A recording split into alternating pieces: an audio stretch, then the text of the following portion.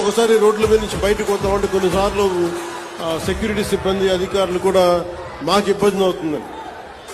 అంటే మీరు మన అభిమానులు కానీ మనల్ని ప్రేమించే జనసేన అభిమానులు కానీ ఎంత బలంగా ఉంటారంటే ప్రధానమంత్రి